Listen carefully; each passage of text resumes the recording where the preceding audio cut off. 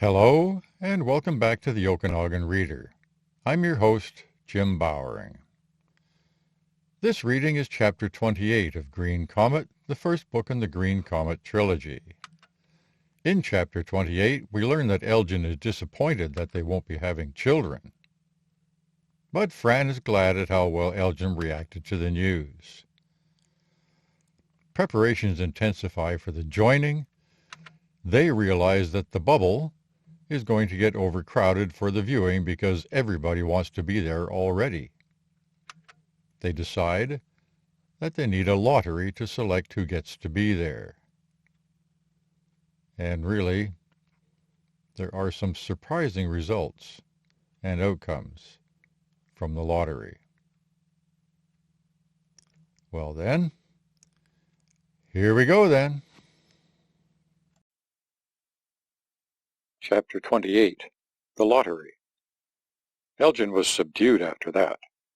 He was disappointed that they wouldn't be having children. It had seemed like the natural course for their love to take, to bring children into the world to share it. Now it was gone. He would never have a son or daughter to teach and to learn from. Frances wasn't subdued. She was a little sad to have her diagnosis confirmed, but it wasn't a surprise to her, so it wasn't as strong.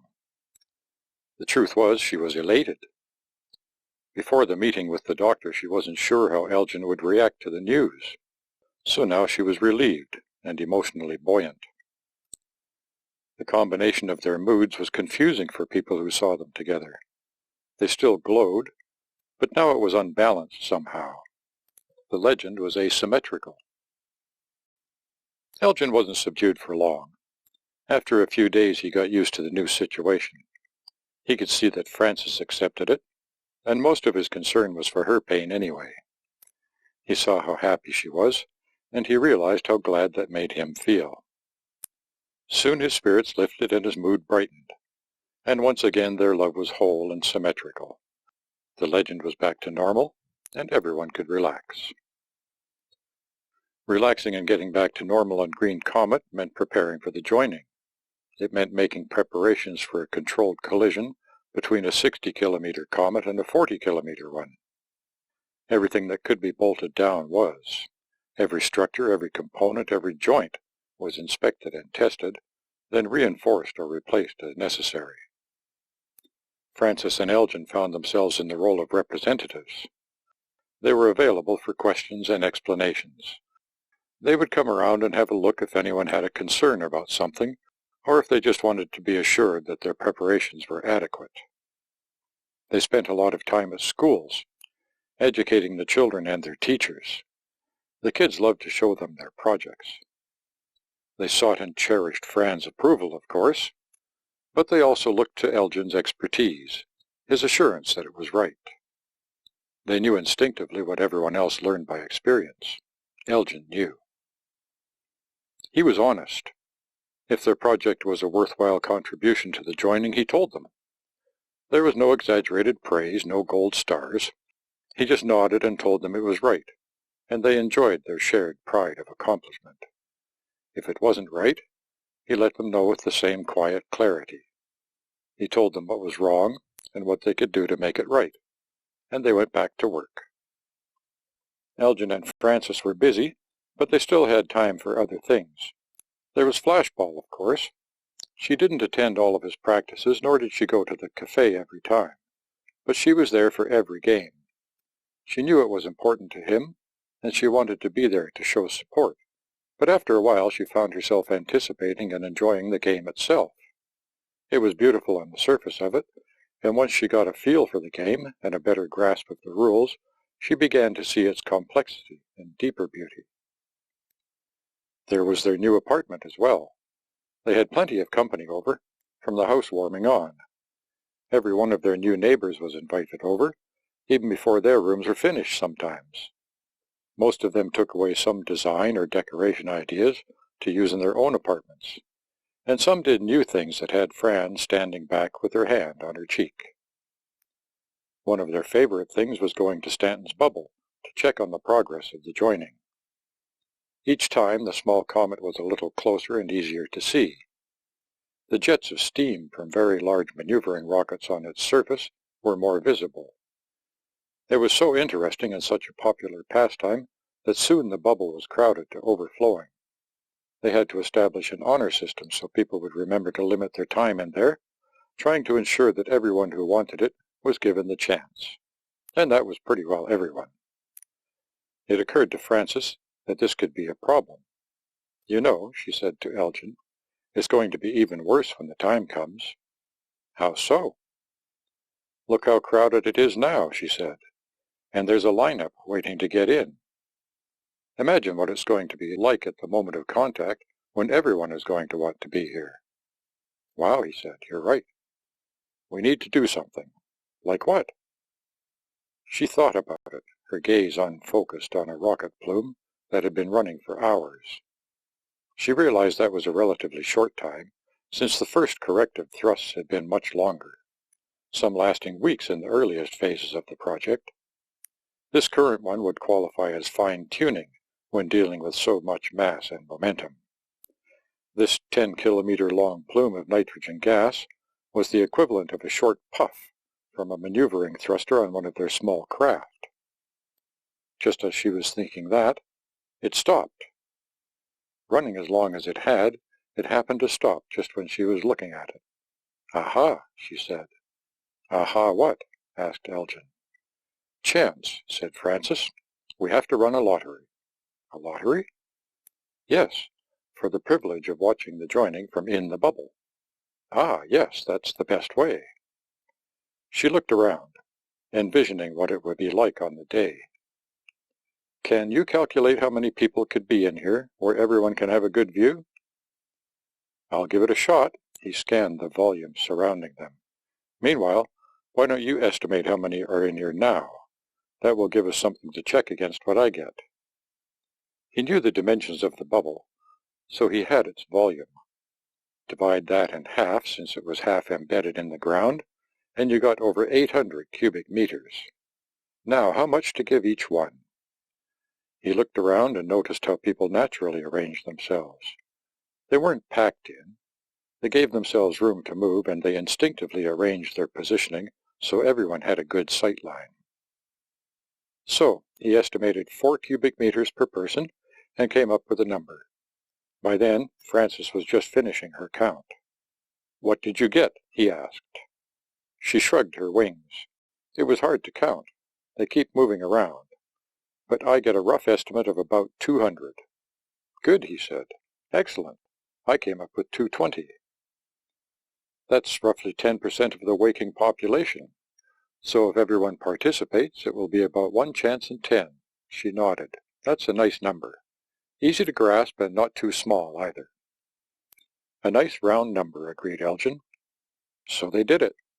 They got it all worked out and ready to go, then shelved it until the week before the event, when excitement would be running high. They didn't announce it beforehand, but they didn't try to keep it secret either. Not that they could have if they'd wanted to. Green Comet was a village, and secrets don't usually last long in villages. As a result, the people had 2 things to anticipate for the next 2 years. When the time finally came, every waking person on the comet entered the draw. Children who were too young to know what was going on were entered by their parents. Curmudgeons who would normally scoff at the foolishness entered anyway. Even those who might otherwise have given it a pass found themselves getting involved. The excitement about the lottery was almost as great as that for the joining itself. The draw took place exactly 1 week to the minute before that happened. Fran got lucky, but Elgin didn't. He was genuinely happy for her, and quite content to watch on the big screen in the square with Stanton and Buzzard, who had also lost. But his disappointment was obvious, that they would be spending such an historic moment apart. They were talking about it in their apartment. Elgin had just explained his feelings, saying, "I'm glad one of us won. That's almost as good as both of us winning." "But what if it was you instead?" asked Fran. "What do you mean?" "I mean, if you won and I didn't, would you still be happy?" No, he wouldn't. "So what would you do if you had a ticket and I didn't?" "I don't know," said Elgin. But as he thought about it, he realized he wouldn't want to go alone. He would have to find a way to get her a ticket, or... Their doorbell rang. "Who could that be?" said Fran as she went to answer it. Elgin came along. "You're not expecting anyone?" "No," she said, opening the door. There was a woman standing there. They knew her by sight, of course, but not personally. "Yes?" said Fran, with a welcoming smile. "Hello," said the woman nervously. "I hope I'm not disturbing you." "Not at all," said Fran, stepping back to invite her in. She entered, smiling a little stiffly.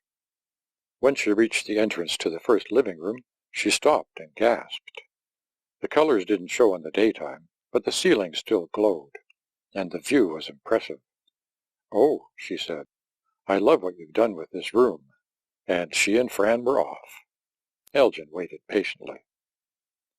Finally, the small talk ran its course, and the woman got around to the point of her visit. "I heard," she said, "that only one of you won the lottery." "Yes, that's right," said Fran. "I won, and Elgin didn't."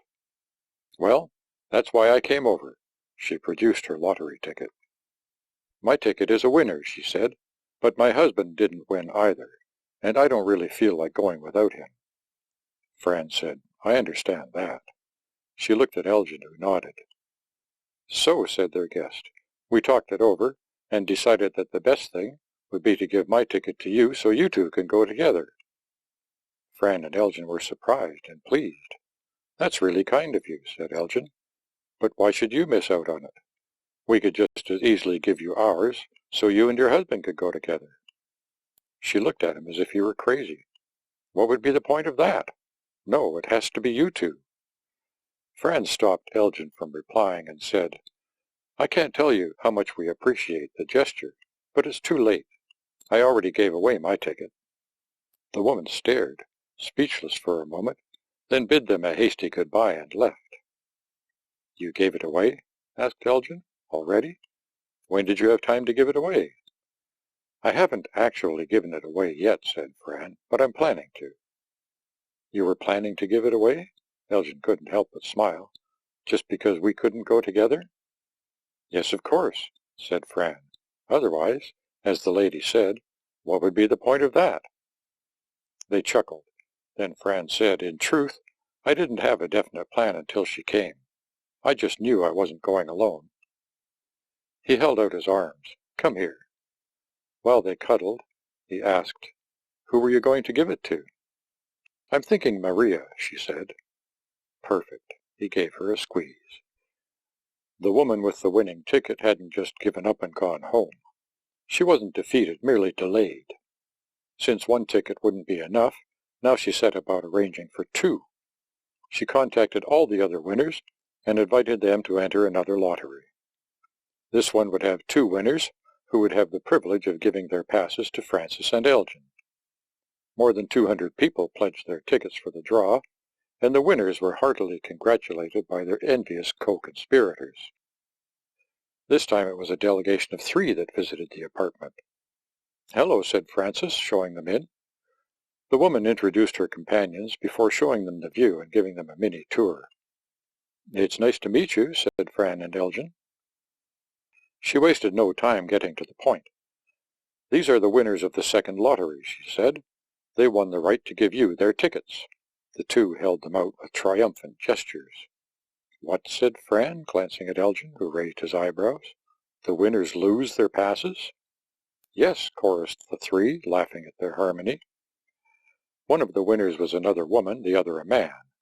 They looked at each other, grinning gleefully.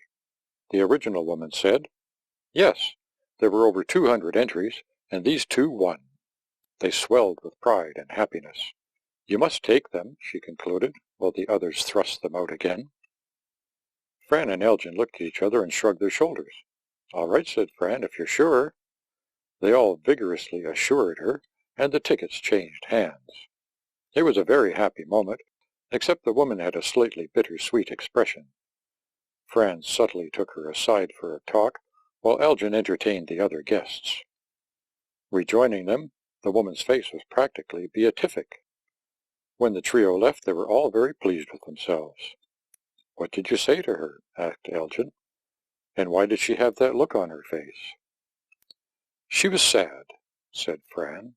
Of course, she was happy about arranging all this, but she was sad that she wasn't able to give away her own ticket, which is what she wanted to do. So what did you say to make her feel better? Fran smiled, congratulating herself. I just told her about a little girl who has a winning ticket but whose father, a single dad trying his very best in a tough situation, doesn't. Elgin was grimacing at the melodrama, and she grinned. She couldn't wait to get out of here so she could go give them her pass. Maria? She nodded. And does she really have a single dad? Yes, said Fran, losing her smile, and it really is sad. Elgin nodded. I guess you're not so bad then, but really, you have to admit it was a little over the top. Oh yes, more than a little. She struck a pose. And I'd do it all again, she said, her chin up defiantly, her mouth struggling with a mischievous grin. He laughed, and so did she.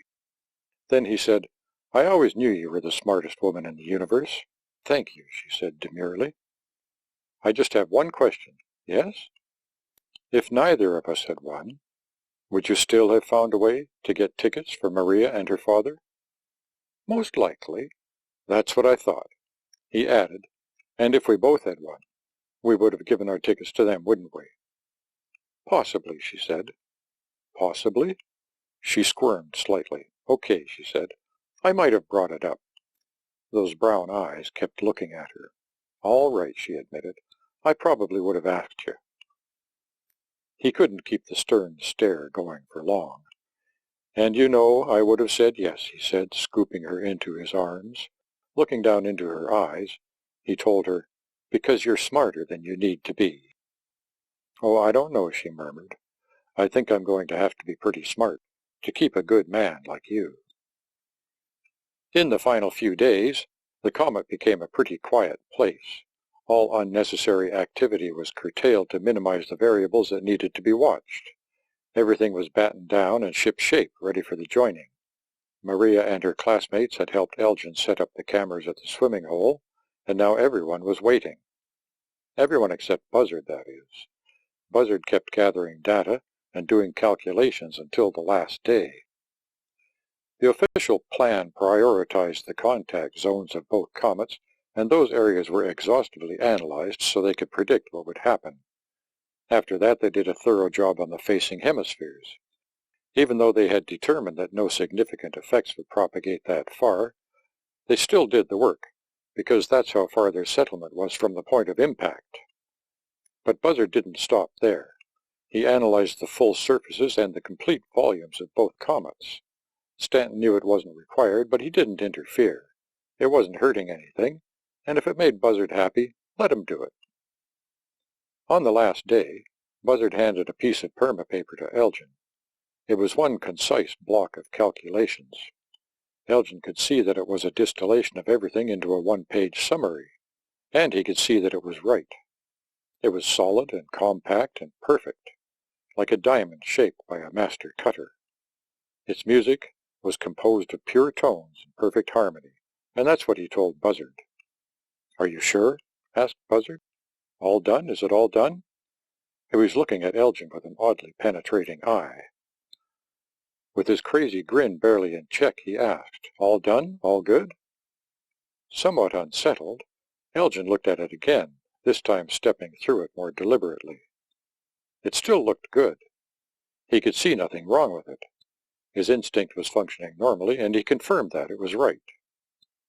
Buzzard thanked him and took back the paper, his face wrapped in a sly, happy grin that would not go away.